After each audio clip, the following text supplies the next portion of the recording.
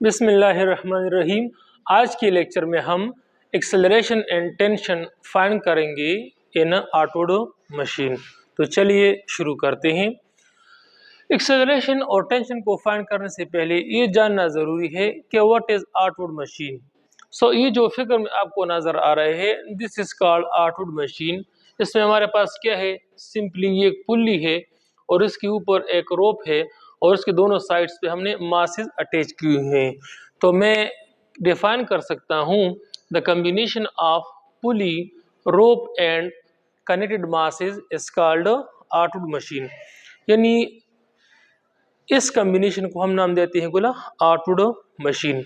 अब चलिए अपने टॉपिक की तरफ बढ़ते हैं, एक्सेलरेशन और टेंशन फाइंड करते हैं। ठीक है गुला, इधर देखिए मेरे पास ये दो बॉडीज हैं, इसका मास है m1 और इसका मास है m2 और आपको क्लियर नजर आ रहा है कि m2 is greater than m1। ठीक है गुला। अच्छा, जब ये मास m1 ग्रेटर है m2 से तो ये नीचे की जानिब आएगा और m2 ऊपर की जानिब जाएगा। ठीक है, इस बॉडी m1 का जो वेट है वो w1 है और इस m2 का जो वेट है वो है w2। तो पहले इस बॉडी m1 को कंसीडर कर लेते हैं।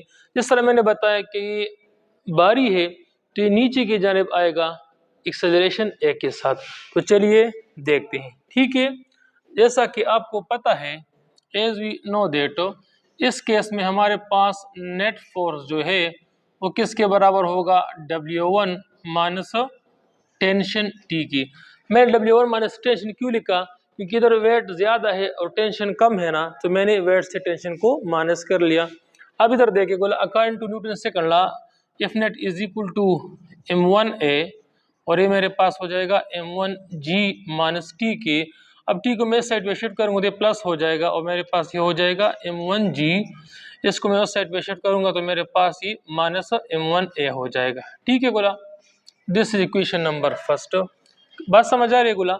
अच्छा, अब मैं इस बॉडी को कंसीडर कर लेता हूँ। अब देखिए जिस तरह मैंने बताया है कि ऊपर की जानिब जाएगा एक्सेलरेशन a के साथ। अब इस केस में टेंशन फोर्स ज़्यादा है और W2 इससे कम है, तो मेरे पास यहाँ पर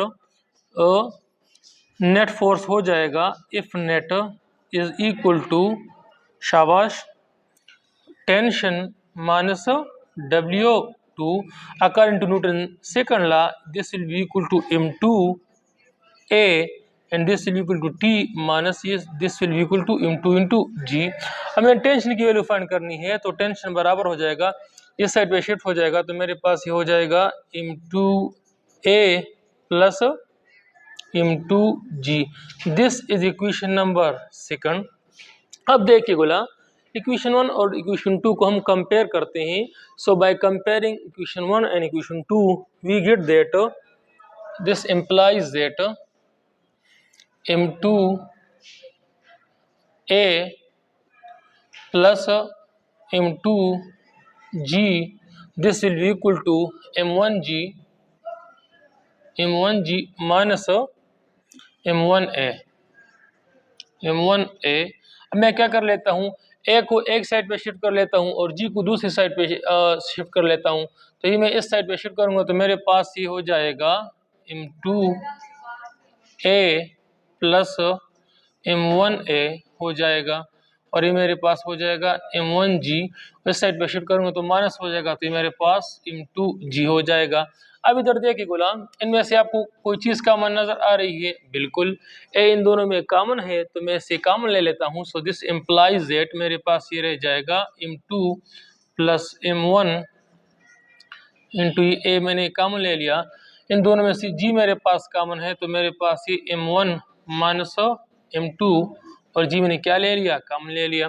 मैंने वैल्यू किसकी फाइंड करनी है, a की फाइंड करनी है। So this implies that a will be equal to m1 minus m2 g divide by m2 plus m1 या m1 plus m2 which is our required result.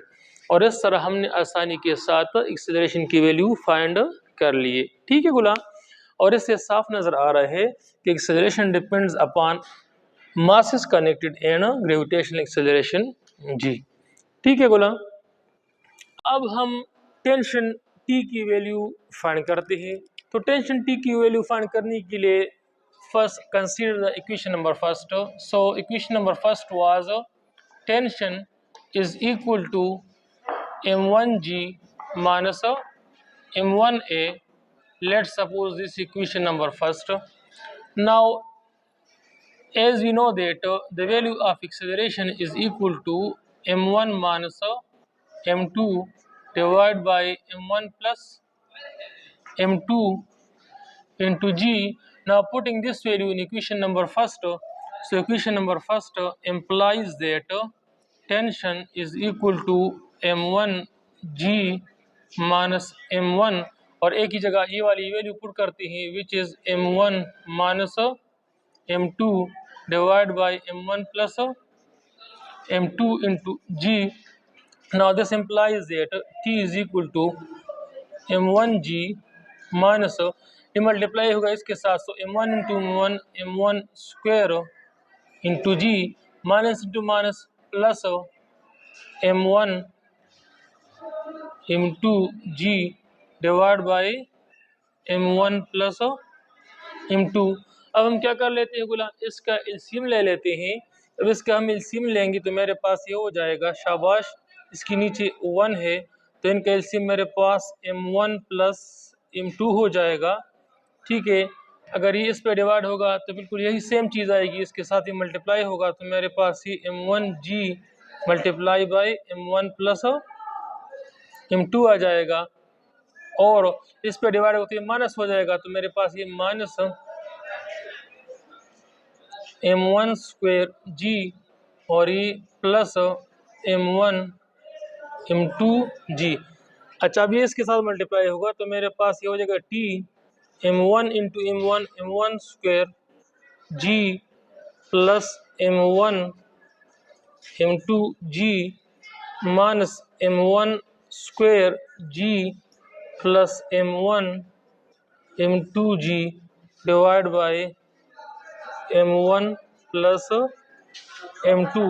अब इधर देखिए ये कैंसिल हो जाएगा इसके साथ, तो मेरे पास m1 m2g और ये m1 m2g, मैं इसको सिंपल करूँगा तो मेरे पास t की वैल्यू आ जाएगी 2 m1 m2 g divide by m1 plus m2 which is our required result.